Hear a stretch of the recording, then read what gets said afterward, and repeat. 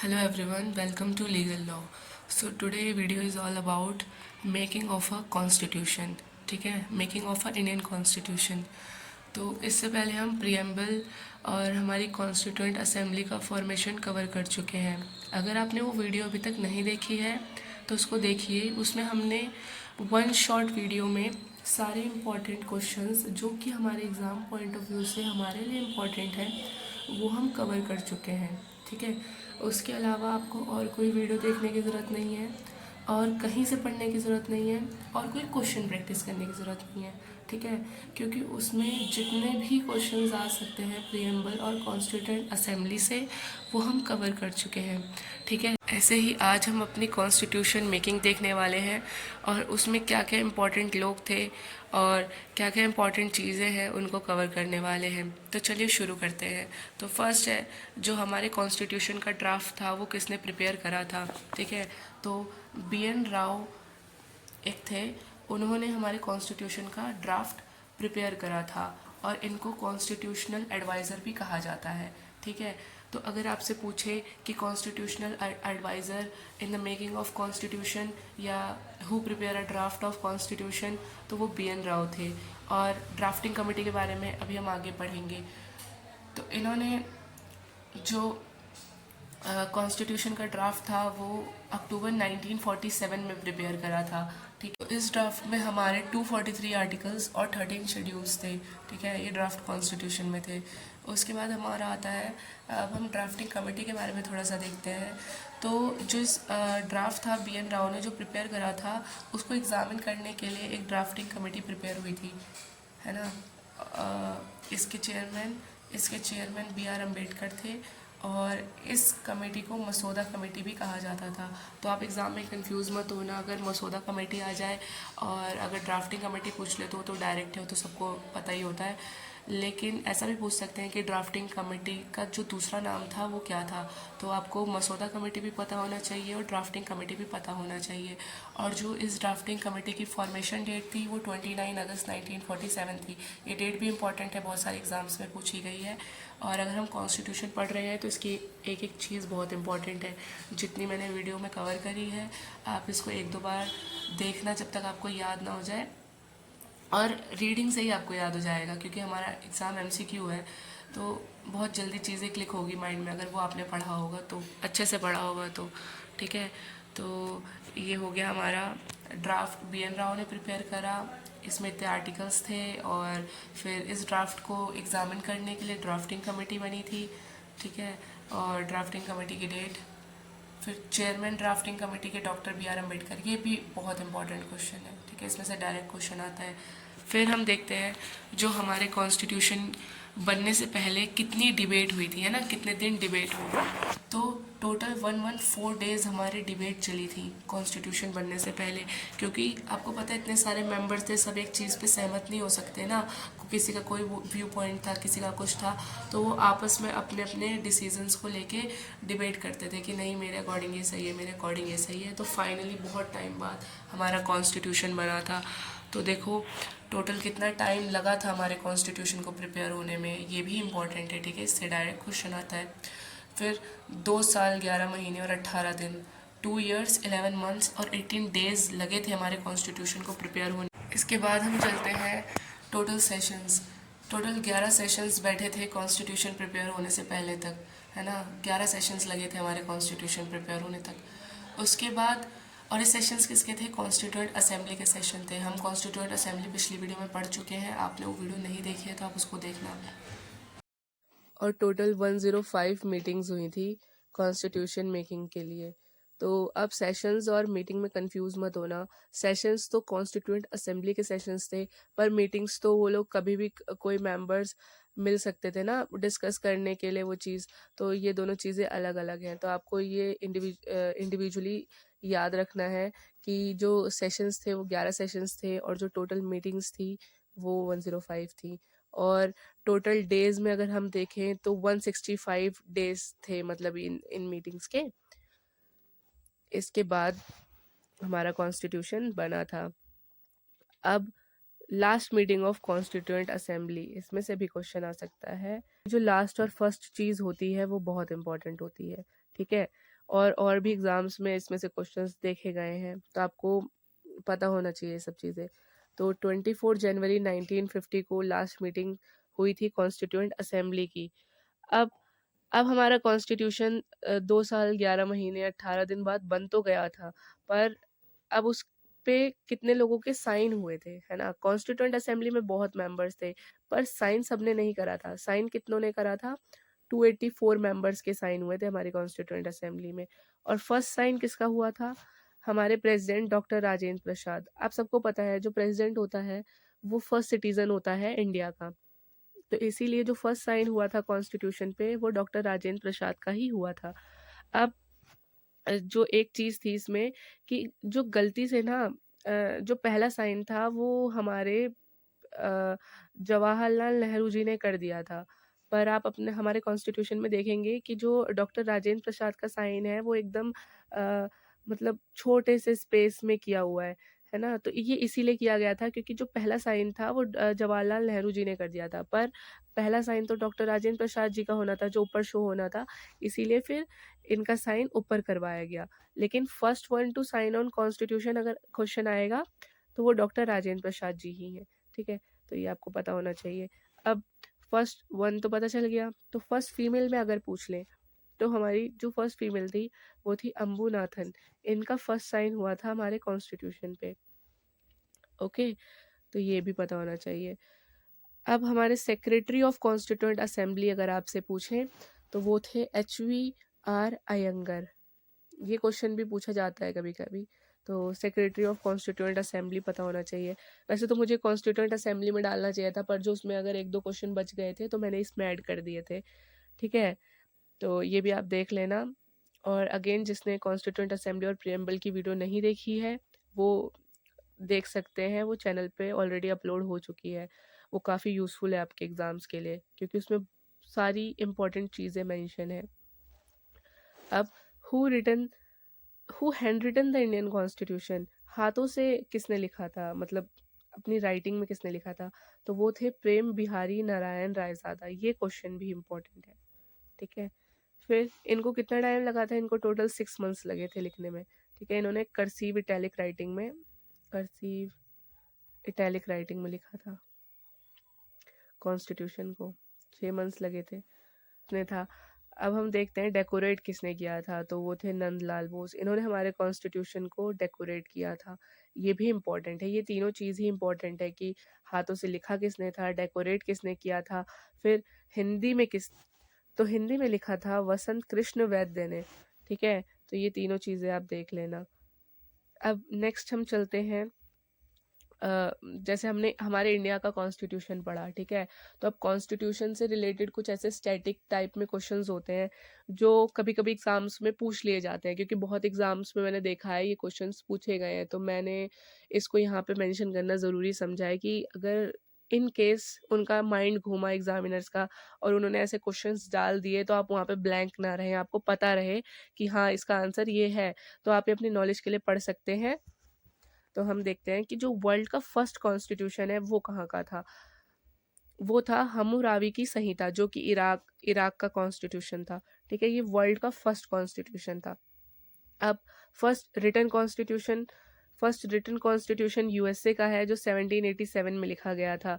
अब आपको पता होना चाहिए कि ये तो यूएसए का रिटन कॉन्स्टिट्यूशन हो गया फर्स्ट, लेकिन हमारे इंडिया का जो फीचर है कॉन्स्टिट्यूशन का वो क्या है? तो हमारे जो इंडिया का कॉन्स्टिट्यूशन है वो सबसे लॉन्गेस्ट है, ठीक है? क्योंकि ये बहुत लंबा लिखा गया है, क्योंकि इसमें बहुत सारी कंट्रीज से बहुत सारी चीज़ें बोरो की गई हैं, है ना? तो इसीलिए ये अपने आप में बहुत बड़ा हो गया है। अब आप बताना कि हमारे इंडिया का जो कॉन्स्टिट्यूशन है उसमें कितने वर्ड्स हैं, मतलब कितने वर्ड्स में वो लिखा गया है, और ये लॉन्गेस्ट है, ठीक है? सबसे सबसे बड़ा कॉन्स्टिट्यूशन हमारे भारत का है। उसके बाद हम देखते हैं, हमने देखा फर्स्ट रिटन कॉन्स्टिट्यूशन ओवरऑल वो यूएसए का है, लेकिन जो first written constitution of Asia अगर पूछ ले तो वो जापान का है, जो कि 1889 में लिखा गया था। लेकिन ये तो चलो, जो पहला कॉन्स्टिट्यूशन जापान का बना था वो 1889 में बना था, पर अभी जो न्यू कॉन्स्टिट्यूशन जापान का बना था वो कौन से ईयर में बना था, ये आप कमेंट सेक्शन में बताना। अगर आपको पता हो, नहीं तो गूगल पे सर्च करके बताना, तो इससे आपकी नॉलेज बढ़ेगी। क्योंकि अगर आप गूगल पे इससे रिलेटेड कुछ सर्च करोगे तो उसमें और भी चीज़ें वो मेंशन करके देगा ना, तो कुछ एक्स्ट्रा भी आपको जानने को मिलेगा। हमने देखा लॉन्गेस्ट हमारे इंडिया का है, स्मॉलेस्ट और शॉर्ट कॉन्स्टिट्यूशन कहाँ का है ये भी पता होना चाहिए। ये है मोनाको का, इसमें सिर्फ 3814 वर्ड्स हैं, मतलब 3814 वर्ड्स हैं बस इसमें। तो ये सबसे स्मॉलेस्ट की कैटेगरी में रखा गया है। मैंने ये आपको पहले ही बता दिया कि वर्ल्ड लार्जेस्ट कॉन्स्टिट्यूशन भारत का है, इंडिया का है, ठीक है। अब हम चलते हैं कि जो हमारा ओरिजिनल कॉन्स्टिट्यूशन है वो पब्लिश किसने करा था, क्योंकि जब बना है तो पब्लिक के लिए पब्लिश भी तो कहीं से होगा ना, कि उसकी कॉपीज मिलेंगी लोगों को। तो ये हमारा कॉन्स्टिट्यूशन पब्लिश हुआ था survey of India press, Dehradun से। इन्होंने हमारे ओरिजिनल कॉन्स्टिट्यूशन को पब्लिश करा था, और जो टोटल कॉपीज निकाली थी फर्स्ट टाइम वो थी 1000 कॉपीज, ठीक है। तो ये सब आप पढ़ लेना, कभी भी क्वेश्चन आ भी सकते हैं, नहीं भी आ सकते हैं, कुछ इसकी गारंटी नहीं है। लेकिन जो इम्पोर्टेंट जो मैंने चीज़ें मार्क कराई हैं और जो बेसिक चीज़ हैं जो कि कॉन्स्टिट्यूशन के लिहाज से इम्पोर्टेंट है, वो तो आपको पता होनी चाहिए और इनकी नॉलेज होनी चाहिए। फिर देखते हैं हमारा कॉन्स्टिट्यूशन रखा कहाँ गया है। जो ओरिजिनल कॉन्स्टिट्यूशन है, जो मतलब स्टार्टिंग में जो फर्स्ट हमारा ओरिजिनल कॉन्स्टिट्यूशन बना था, वो कहाँ प्रिजर्व हुआ है। बाकी तो अब जो हम लोग देख रहे हैं वो कॉपीज़ हैं कॉन्स्टिट्यूशन की, पर जो ओरिजिनल वाला है वो 2022 तक जो है सेंट्रल लाइब्रेरी ऑफ ग्वालियर में रखा गया था। और ये इसमें से क्वेश्चन आता है बहुत एग्जाम्स में, मैंने देखा है कि कौन सी गैस में प्रिजर्व हुआ था, तो वो हीलियम गैस में प्रिजर्व हुआ था, ठीक है, ओरिजिनल कॉन्स्टिट्यूशन। तो ये हो गया हमारा 2022 तक का, ये डेट आप देख लेना, क्योंकि 2022 तक ये ग्वालियर में था। अब की बात करें तो अब प्रेजेंट में जो है वो ये नाइट्रोजन गैस में प्रिजर्व है, और अब पार्लियामेंट ऑफ इंडिया जो कि दिल्ली में है वहाँ पे रखा गया है, ठीक है। तो इसमें आप कंफ्यूज मत होना, हीलियम गैस में 2022 तक था, अब नाइट्रोजन गैस बॉक्स में है दिल्ली में, दिल्ली की पार्लियामेंट में, ठीक है। अब हमारा ओरिजिनल कॉन्स्टिट्यूशन जो है वो फ्रेम कब हुआ था, तो ये था 26 नवंबर 1949 को, मतलब हो गया था कि हाँ अब ये हमारा पूरा कॉन्स्टिट्यूशन है, अब इसको हम इम्प्लीमेंट करेंगे। तो फ्रेम तो वो 26 नवंबर 1949 को हो गया था, ये डेट भी इम्पोर्टेंट है। और इनेक्ट और इम्प्लीमेंट कब हुआ था ये डेट भी इम्पॉर्टेंट है, ठीक है। इनेक्ट हुआ था 26 जनवरी 1950 को। तो इन दो डेट्स में आप कंफ्यूज मत होना। अगर वो फ्रेमिंग ऑफ कॉन्स्टिट्यूशन पूछेंगे तो 26 नवंबर 1949 आएगा, और इम्प्लीमेंटेशन की डेट पूछेंगे तो 26 जनवरी 1950 आएगा, जो कि हमारा 26 जनवरी को हमारा रिपब्लिक डे भी मनाया जाता है, गणतंत्र दिवस, ठीक है। अब हमारा नेक्स्ट आता है कि जो हमारा ओरिजिनल कॉन्स्टिट्यूशन था उसमें 22 पार्ट्स थे, 395 आर्टिकल्स थे और 8 शेड्यूल्स थे, ये हमारे ओरिजिनल कॉन्स्टिट्यूशन में थे। लेकिन अब हम देखें हमारे प्रेजेंट में क्या है, तो 22 से ये हो गए हैं 25 पार्ट्स, 395 आर्टिकल से 448 आर्टिकल्स, और 8 शेड्यूल से 12 शेड्यूल्स। तो अब टोटल हमारे 25 पार्ट्स हैं, 448 आर्टिकल्स हैं और 12 शेड्यूल्स हैं, ठीक है। तो ये आपको पता होना चाहिए, क्योंकि कुछ भी पूछ सकते हैं कि हमारे ओरिजिनल कॉन्स्टिट्यूशन में कितने पार्ट्स हैं, आर्टिकल्स हैं, शेड्यूल्स हैं। ज़्यादातर शेड्यूल्स और पार्ट्स ही पूछा जाता है, क्योंकि आर्टिकल्स एक फिक्स नहीं है, अप्रॉक्सीमेट हम मान के चलते हैं ना ऐसा, क्योंकि बढ़ते कम होते रहते हैं, कभी भी कोई अमेंडमेंट आ जाए, कोई आर्टिकल हटा दिया जाए या कुछ। लेकिन जो हमारे ओरिजिनल कॉन्स्टिट्यूशन के आर्टिकल्स हैं वो तो फिक्स थे, 395 आर्टिकल्स थे। तो ये दोनों ही इम्पोर्टेंट है, ठीक है। मैं नहीं बोल सकती कि नहीं ये ही पढ़ लेना वो मत पढ़ना, दोनों ही पढ़ने हैं। अब जो हमारा नेक्स्ट है, शायद लास्ट भी है, वो हमारी ड्राफ्टिंग कमेटी के बारे में है, क्योंकि हमारी जो ड्राफ्टिंग कमेटी थी वो इम्पोर्टेंट कमेटी है, क्योंकि इससे कॉन्स्टिट्यूशन फ्रेम हुआ है, इसने कितना इम्पोर्टेंट काम करा है कॉन्स्टिट्यूशन को फ्रेम करने का, ठीक है। जिससे हमारे पूरे भारत की गवर्नेंस होती है ना, हमारी गवर्नमेंट उसे फॉलो करती है, पार्लियामेंट फॉलो करती है, मतलब एक तरह से हमारी एक रूल बुक है ना कॉन्स्टिट्यूशन। तो ये कमेटी भी इम्पोर्टेंट हुई जिसने हमारा कॉन्स्टिट्यूशन प्रिपेयर करा है। तो इसमें टोटल कितने मेंबर्स हैं, कितने मेंबर्स थे, तो इसमें टोटल 7 मेंबर्स थे। और अभी मैंने आपको क्या बताया, ये फॉर्म कौन सी डेट को हुई थी, ये भी कमेंट सेक्शन में बताना, अगर आपने पढ़ा है तो बिना ऊपर देखे बताना। तो इसके जो चेयरमैन है वो है डॉक्टर BR अम्बेडकर। इन्होंने कॉन्स्टिट्यूशन को फ्रेम करने में अपनी बहुत ही अहम भूमिका निभाई थी। ये हमारे चेयरमैन हैं। तो डायरेक्ट क्वेश्चन आ सकता है who is the chairman of drafting committee और मसौदा कमेटी। मसौदा कमेटी भी मैंने इसीलिए बताया था क्योंकि अगर क्वेश्चन आ जाए ऐसा कंफ्यूज करने के लिए तो कंफ्यूज मत होना। फिर हम सेकंड देखते हैं जो और दूसरे मेंबर्स थे वो कौन थे। तो एक मेंबर थे अलादि कृष्ण स्वामी अयंगर, दूसरे थे एन गोपाला स्वामी अयंगर, कन्हैया मनिक्यालाल मुंशी, मोहम्मद सदुल्ला, एन माधवराज और टी कृष्णमाचारी। अब आप इसमें बी आर अम्बेडकर याद रखना, ठीक है, क्योंकि वो चेयरमैन थे। और जो 2 मेंबर थे जो किसी और की प्लेस पे आए थे वो रख लेना याद, क्योंकि ऐसी चीज़ें ज़्यादा पूछी जाती है ना कि जैसे अगर कोई मेंबर किसी को रिप्लेस करता है तो वो एग्ज़ाम्स में पूछ लिया जाता है, या कोई ऐसी इंपॉर्टेंट चीज़ होती है जो कि मेन होती है उस कमेटी की वो पूछ ली जाती है। तो इसीलिए आप एन माधवराज को याद रखना जो कि बी एन मित्तल की प्लेस पे आए थे, और टी कृष्णमाचारी जो कि डीपी खेतान की प्लेस में आए थे, ठीक है। तो ये 2 याद रख लेना और बी आर अम्बेडकर को याद रख लेना और बाकी सबको रीड कर लेना, क्योंकि अगर ऐसे ऑप्शंस में आ जाए तो आपको कुछ तो आइडिया रहे कि हाँ ये थे।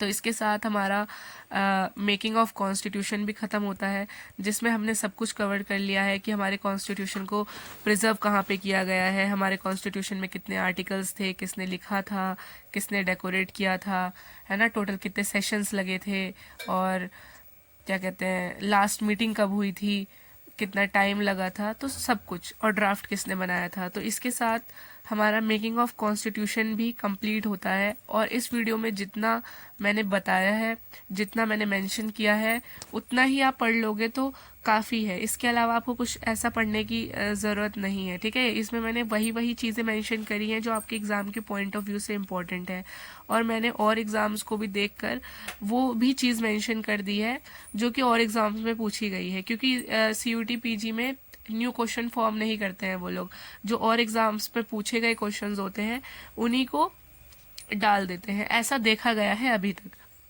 तो हम उस अकॉर्डिंग चलते हैं, बाकी इससे ज़्यादा एक्स्ट्रा तो कुछ था भी नहीं इसमें। फिर आपको इस सब को अच्छे से आप पढ़ लेना, पूरी वीडियो को ध्यान से देखना, एक बार समझना है दूसरी बार देखना, आपको अच्छे से समझ आ जाएगी। और अगर यूज़फुल लगे तो लाइक ज़रूर करना, ठीक है। इसी के साथ यहाँ हमारी ये वीडियो ख़त्म होती है। और अगर आपने प्रीएम्बल और कॉन्स्टिट्यूएंट असेंबली की 1 शॉट वीडियो नहीं देखी है तो दोबारा कह रही हूँ, आप उसको जाके ज़रूर देखना, वो भी बहुत इम्पॉर्टेंट है। उसमें मैंने सब कुछ मेंशन करा है जो भी इम्पॉर्टेंट हो सकता था। उसके बाद भी अगर आपको कोई डाउट लगे तो कमेंट्स में मुझे ज़रूर बताना, आपके वो डाउट भी हम क्लियर करेंगे। और तब तक इसको अच्छे से रिवाइज करो, प्रिपेयर करो, ठीक है। All the best, see you in next video.